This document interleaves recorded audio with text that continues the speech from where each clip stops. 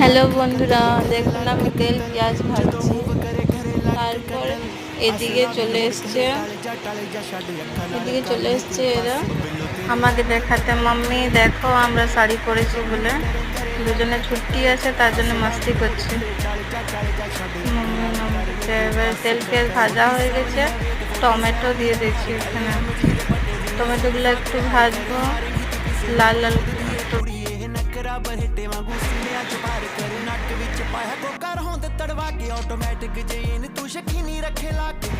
এবার পোস্ত দিয়ে দিব ওখানে।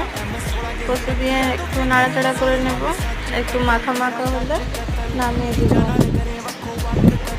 একটু নাড়াচাড়া করে নিই, তারপরে নামিয়ে দিব।